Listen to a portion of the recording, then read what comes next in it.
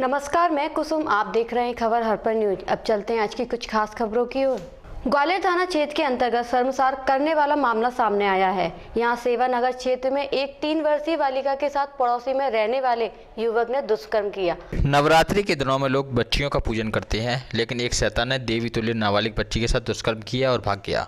खास बात यह है कि आरोपी ने एक घिनौना काम देवी पंडाल के पीछे ही किया। पुलिस आरोपी की तलाश कर रही है।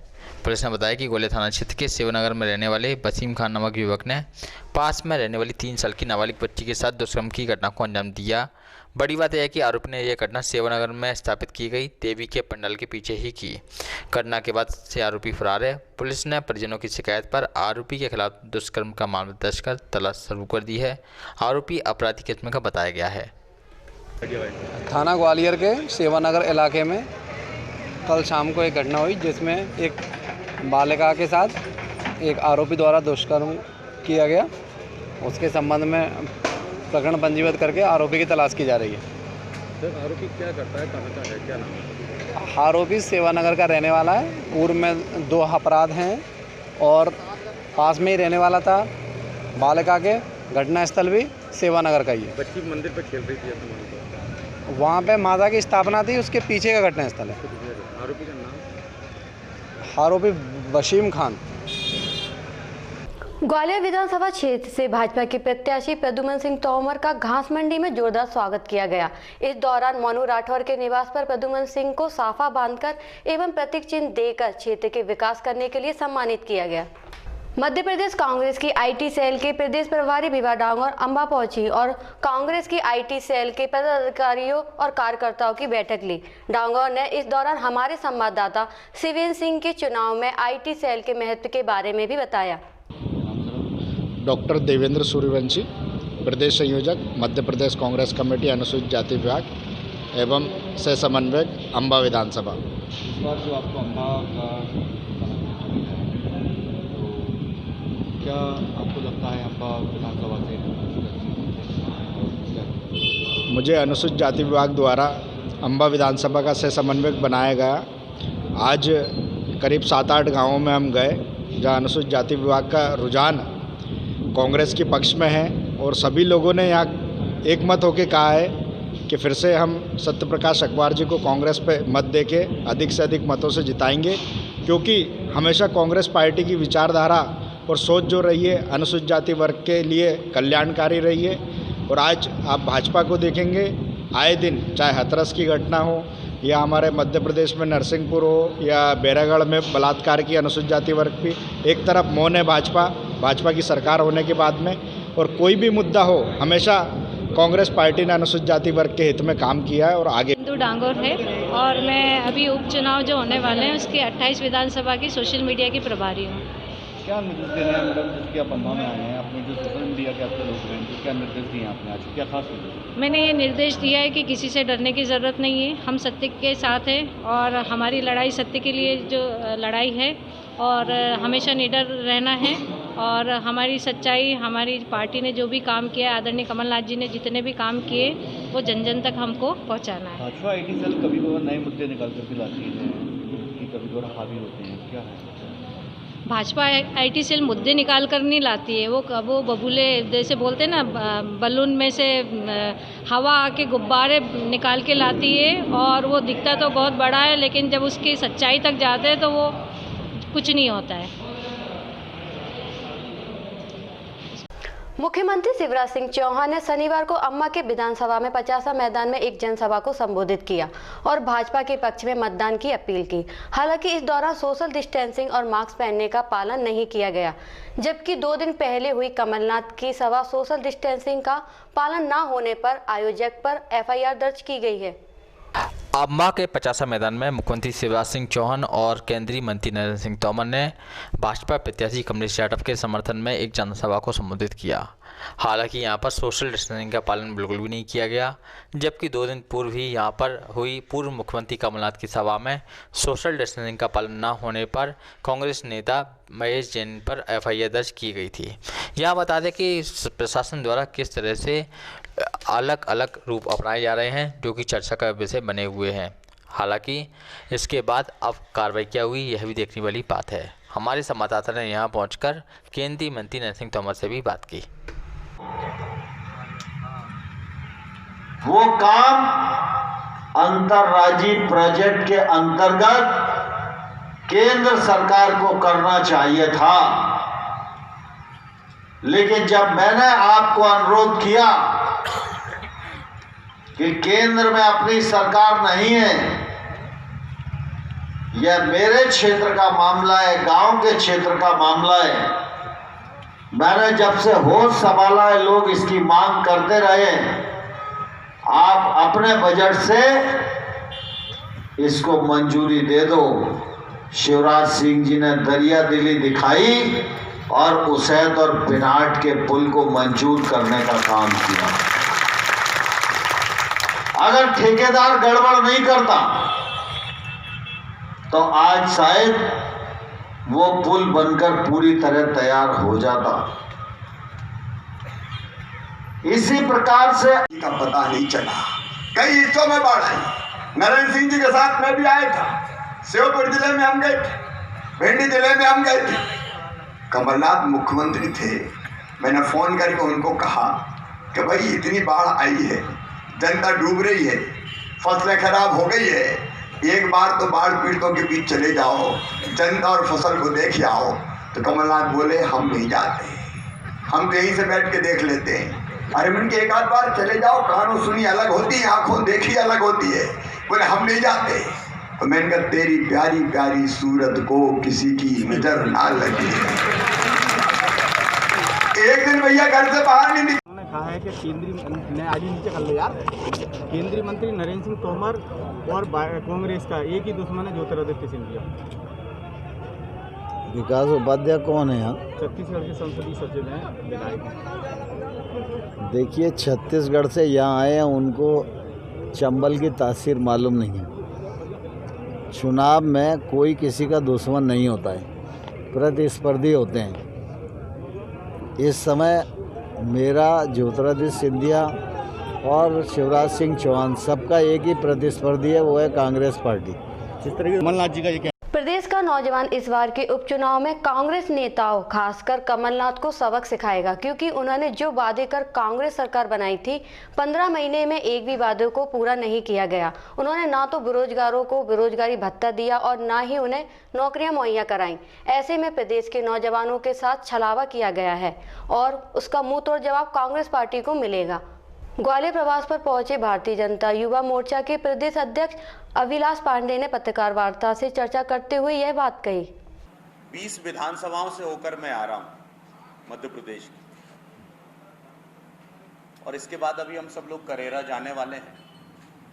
मध्य प्रदेश में जिस तरह का चुनाव चल रहा है और ये वादों का पुलिंदा है, जिसने किसानों से, युवाओं से, माताओं बहनों से, बुजुर्गों से और मध्य प्रदेश के आम नागरिक जो भी हैं, उन सारे लोगों से जिन्होंने झूठ बोला और झूठ के आधार पर मध्य प्रदेश में सरकार बनाने का जिन्होंने प्रयास किया। दूसरी ओर वो दल है जो दल मध्य प्रदेश को बीमारू मध्य प्रदेश से उठाकर आज विकसित और विकासशील और विकसित मध्य प्रदेश बनाकर खड़ा कर दिया है। बेसिक इंफ्रास्ट्रक्चर और बेसिक नीड्स जो थी वो सारी चीजों को पूरा करने का काम किया है। एक ऐसा विश्वास जनता के प्रति उन्होंने बनाया है कि जनता ने लगातार कई वर्षों तक उन्हें अपना नेतृत्व प्रदान किया है। एक बड़े संगठन के रूप से दूसरा संगठन हमारा जो खड़ा हुआ है वो नीचे तक काम कर रहा है। ऐसे पूरे चुनाव के अंदर एक तरफ सिर्फ एक सिंगल व्यक्ति दिखाई दे रहा है, बाकी सारे लोगों को उन्होंने अलीगढ़ के ताले के अंदर बंद कर रख दिया है। और दूसरी तरफ एक लंबी लीडरशिप, चाहे वो शिवराज सिंह चौहान जी हों, चाहे वी डी शर्मा जी हों, चाहे नरेंद्र सिंह तोमर जी हों, चाहे ज्योतिरादित्य सिंधिया जी हों, आदरणीय कैलाश जी हों, और चाहे आदरणीय प्रभात जी भाई साहब हों। ग्वालियर चंबल अंचल के अंदर जो लीडरशिप है, चाहे वो नरोत्तम मिश्रा जी हों, चाहे आदरणीय अरविंद भदौरिया जी हों, चाहे हमारे अन्य सारे मंत्रीगण हों, और पूरी पार्टी आज मैदान पर सड़कों पर उतरकर काम कर रही है। मैं अभी जहां से आ रहा हूं, मैं नेपा नगर गया, मानदाता गया, बदनावर गया, अनूपपुर गया, वहाँ से मैं सांवेर गया, हाट पिपलिया गया, बड़ा मलहरा गया, फिर उसके बाद अन्य अन्य विधानसभाओं से होकर आ रहा हूँ। मैं हर जगह देख रहा हूँ सिर्फ और सिर्फ अकेले इकलौते कमलनाथ दिखाई दे रहे हैं। और मैं आज मीडिया के बंधुओं से पूछना चाहता हूँ आपके माध्यम से कि अभी तक चिट्ठी ना कोई संदेश जाने वो कौन सा देश जहां तुम दिग्विजय सिंह चले गए। दिग्विजय सिंह कहीं भी चुनाव में नदारद, क्योंकि कांग्रेस ये जानती है कि दिग्विजय सिंह जब आएंगे तब तुरंत भारतीय जनता पार्टी के 10,000 वोट बढ़ जाएंगे। इसीलिए इस चुनाव से उनको नदारद किया गया है। इस चुनाव के अंदर जो निर्णायक स्थिति पर होने वाला चुनाव है, वो सबसे बड़ा जो वोट बैंक है वो है युवाओं का। युवाओं के साथ कांग्रेस ने छलावा किया है। युवा जानता है कि पिछले चुनाव में आपने अपने मैनिफेस्टो पे साफ तौर पे कहा था कि हम 4,000 रुपए बेरोजगारी भत्ता देंगे। आपने बेरोजगारी भत्ता नहीं दिया। आपने मध्य प्रदेश के नौजवानों के साथ छल, धोखा और छलावा किया। इसलिए इस चुनाव के अंदर नौजवान आपसे बदला लेने वाला है और नौजवान आपको इस चुनाव में पछाड़ने वाला है, क्योंकि आपने 4,000 रुपए बेरोजगारी भत्ते के नाम से झूठ बोला। आपने एक भी नौकरी अपने पूरे 15 महीने के कार्यकाल में कहीं पर भी कोई भी नौकरियां नहीं लगाई। आप पीएससी का एग्जाम तक नहीं करा पाए। आपने अन्य कॉम्पिटिशन्स एग्जाम नहीं करा पाए। हाँ, आपने एक काम कराया, मध्य प्रदेश के अंदर युवाओं के लिए 4,000 रुपए बेरोजगारी भत्ते की बात नहीं होगी, लेकिन हजारों करोड़ रुपए का आईफा अवार्ड कराने का काम दिग्विजय सिंह ने जो कमलनाथ जी और दिग्विजय सिंह ने मध्य प्रदेश के अंदर करने का प्रयास किया। इसलिए ये चुनाव ऐसे चुनाव के रूप में है। ये तो हम नवरात्रि के पावन पुनीत अवसर पर हैं। अभी 25-26 को लोग दशहरे का उत्सव मनाएंगे। इस बार मध्य प्रदेश के नौजवानों ने तय किया है कि 3 तारीख को दशहरा मनाया जाएगा, जो कमल की बटन दबा दबा कर दशहरे का उत्सव हम सब मनाने वाले हैं। इसलिए इस चुनाव के अंदर जिस तरह की बात की जा रही है, अभी आप सबने ही दिखाया और बहुत ही शर्म और दुखद बात है। इमरती देवी जी को कांग्रेस के लोग इटावा पुलिस ने दिखाई हिंदू मुस्लिम एकता का संदेश दिया। नवरात्र के आखिरी दिन नवमी पर दिन पुराना शहर चौकी इंचार्ज कामिल ने कन्या भोज व पूजन हवन कराया। इटावा में पुलिस ने हिंदू मुस्लिम एकता का संदेश दिया है। नवरात्रि के आखिरी दिन नवमी पर पुराने शहर चौकी इंचार्ज कामिल ने कन्या भोज व पूजन हवन कराया। उन्होंने 21 कन्याओं को बुलाकर भोजन कराया और कन्याओं का पूजन भी किया। सीओ सिटी राजीव प्रताप सिंह ने कन्याओं को भोज कराया और कहा, कन्या का रूप हिंदू धर्म बड़ा माना गया है। यह समाज के लिए अच्छा संदेश है। इस अवसर पर शहर कोतवाल बचन सिंह, सिरोही एसआई दयानंद सहित थाना और चौकी स्टाफ मौजूद रहा। इटावा से हमारे संवाददाता अभिनंदन जैन की खबर। कुछ ये भोज कराया गया है, जिसमें सामाजिक सौहार्द और इन सभी की एक मिसाल पेश की गई है। और इसके द्वारा हमने ये संदेश दिया है कि जो मिशन शक्ति अभी चल रहा है, इसमें किस तरह से बच्चियों को और महिलाओं को सम्मान दिया जाए और इनको सशक्त बनाया जाए। क्या मिशन शक्ति के तहत ही आज कार्यक्रम आयोजित किया गया? मिशन शक्ति के अंतर्गत नहीं, ये तो एक संदेश दिया जा रहा है। मोहम्मद कामिल इस तरह का आयोजन हर साल करते हैं, तो इस साल इन्होंने यहाँ पे किया। शनिवार को पूर्व मुख्यमंत्री कमलनाथ ने मुरैना से कांग्रेस के प्रत्याशी राकेश मावई के समर्थन में एक जनसभा को संबोधित करते हुए जनता से बिकाऊ की जगह टिकाऊ को वोट देने की अपील की और भाजपा को जनमत को खरीदने वाला बताया। पूरे तन मन धन से आज से कांग्रेस का काम करेंगे। माननीय सभी सम्मानित मंच पर उपस्थित सभी मेरे पिता कुल बुजुर्गों नौजवान साथियों, भाषण देने के लिए बहुत है मेरे पास, पर आज और यूसुफ खान भप्पू ने भी जो निर्दलीय प्रत्याशी थे राकेश भाई को समर्थन दे दिया, उनका भी धन्यवाद देते हैं सभी लोगों का। मैं कोई भाषण नहीं देना चाहता। मैं आज से, क्योंकि मेरा घर पिता कुल बुजुर्ग नौजवान साथी बैठे हैं, मैं भाई राकेश मावई जी के लिए झोली फैलाकर आप सबसे वोट मांगता हूं कि सारे लोग माननीय राकेश मावई को वोट देने के लिए धन्यवाद। 3 तारीख के बाद ये झंडे नहीं रहेंगे, ये गुब्बारे नहीं रहेंगे, ये मंच नहीं रहेगा 3 तारीख के बाद। पर 3 तारीख के बाद ये नौजवान रहेंगे, 3 तारीख के बाद हमारे किसान रहेंगे और 3 तारीख के बाद कमलनाथ रहेगा। तो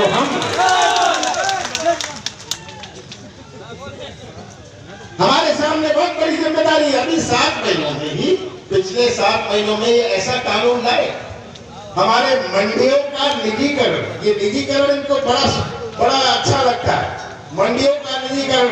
मैं तो साफ कहना चाहता हूँ जैसे ही कांग्रेस सरकार बनती है किसानों का कर्जा तो हम माफ करेंगे, पर साथ साथ हम कानून लाएंगे, समर्थन मूल्य से कम खरीदने को अपराध बनाएंगे और कड़ी सजा देंगे कि जैसे मैंने कहा हमें तो अपने कृषि क्षेत्र में क्रांति लानी है।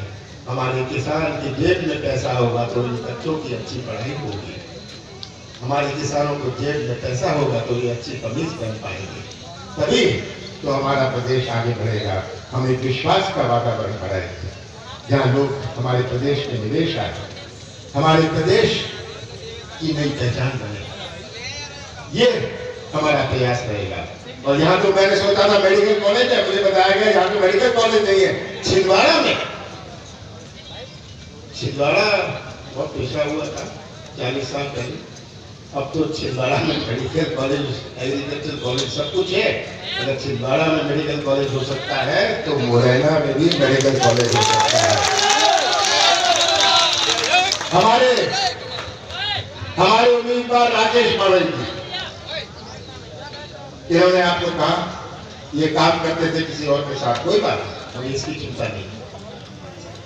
मैंने तो देखा इनके खून में क्या है, अगर इनके खून में कांग्रेस है, इनके साथ जनता है, तो यही हमारे उम्मीदवार बनेंगे।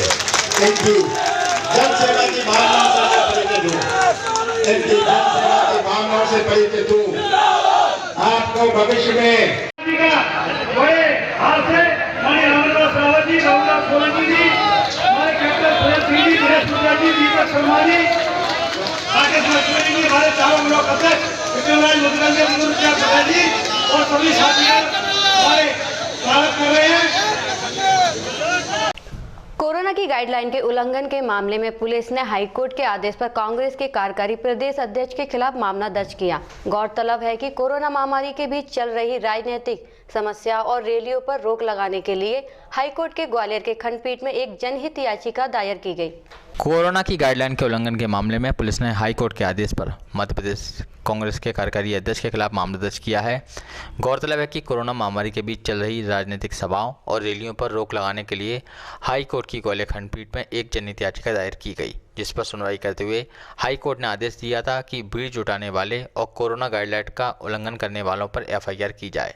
जिसके बाद पिछले दिनों भोलापुर थाना क्षेत्र में कांग्रेस प्रत्याशी के समर्थन में आयोजित कार्यक्रम में नियम उल्लंघन की बात सामने आई थी। शिकायत के बाद पुलिस ने कांग्रेस के प्रदेश कार्यकारी अध्यक्ष रामनिवास रावत के खिलाफ आपदा प्रबंधन की धाराओं सहित अन्य धाराओं में मामला दर्ज किया है। पंजीबद्ध हुआ है, क्या पूरा मामला था?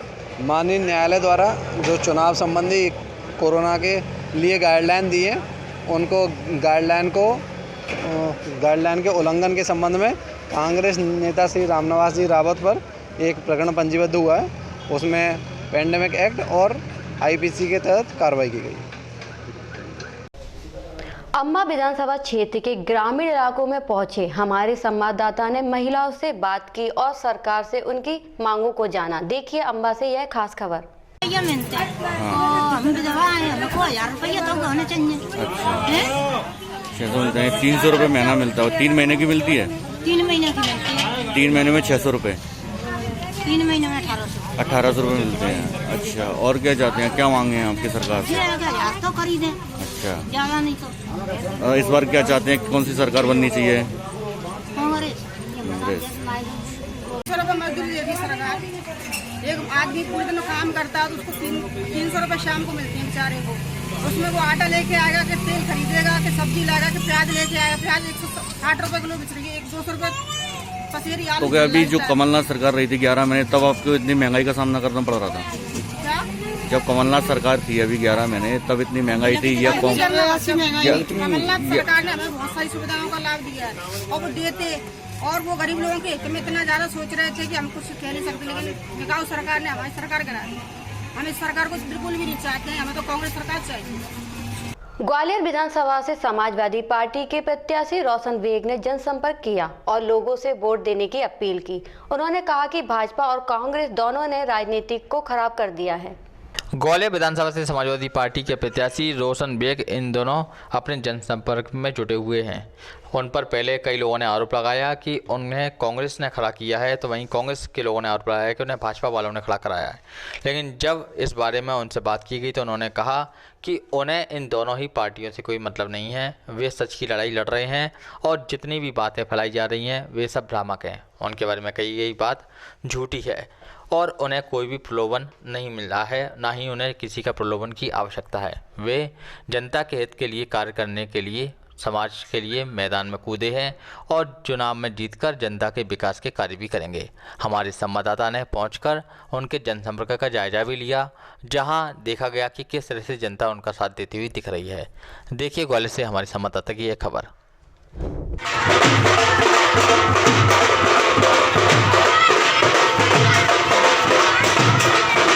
ग्वालियर विधानसभा के कोटेश्वर मैदान पहुंचे मुख्यमंत्री शिवराज सिंह ने भाजपा के प्रत्याशी के समर्थन में वोट देने की अपील की और क्षेत्र के विकास को गति देने की बात कही। उन्होंने कहा कि वे और प्रद्युमन सिंह मिलकर क्षेत्र का विकास करेंगे।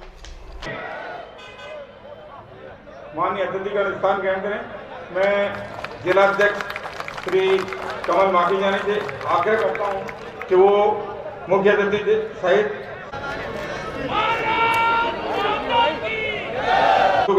स्वागत करना चाहते हैं। मैं 5-6 लोगों का नाम दे रहा हूं। माननीय श्री मान सिंह राजपूत जी, श्री अजीत किरार जी, श्री संजय, कृपया आएं और शीघ्र स्वागत करें। स्वागत करके सामने वाले रास्ते से सभी बंधु शीघ्र नीचे जाएंगे।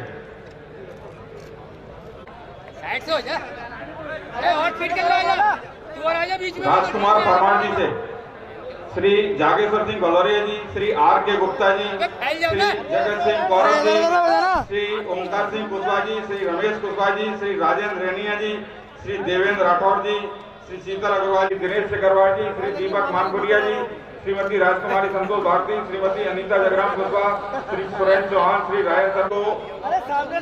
अरे हट जाओ झुमरू।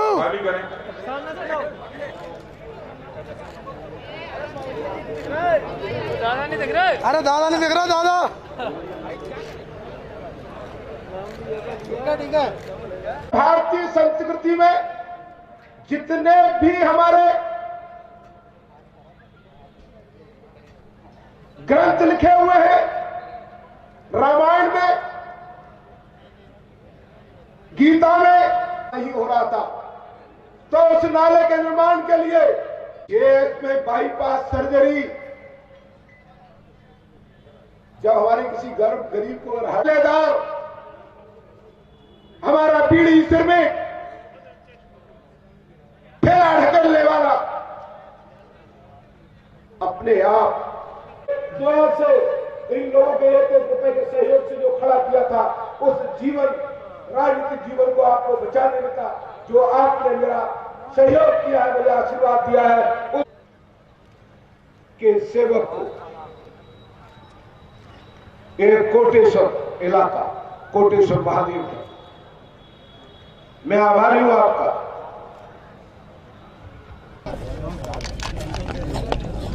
जिसकी उपेक्षा 1.25 साल में पूर्व मुख्यमंत्री कमलनाथ जी ने की, और न केवल ग्वालियर की, पूरे मध्य प्रदेश की उपेक्षा की। आज हमारी सभा हुई है। प्रद्युम्न जी इस क्षेत्र से चुनाव लड़ रहे हैं, विनम्र है, शालीन है और जनता के सेवक है। अब इनकी विनम्रता पर ही टिप्पणियां की जा रही कि घुटने टेक देते हैं, दंडवत करते हैं। ये भारतीय संस्कृति और भारतीय जनता पार्टी के संस्कार हैं। मुझे पूरा विश्वास है विकास के कामों के आधार पर, जन कल्याण के काम जो उन्होंने किए उसके आधार पर, और हम जो काम कर रहे हैं प्रदेश में उसके आधार पर भारतीय जनता पार्टी को यहाँ जनता जिताएगी। भाड़ में जाए पार्टी इमरती देवी, क्या कहेंगे?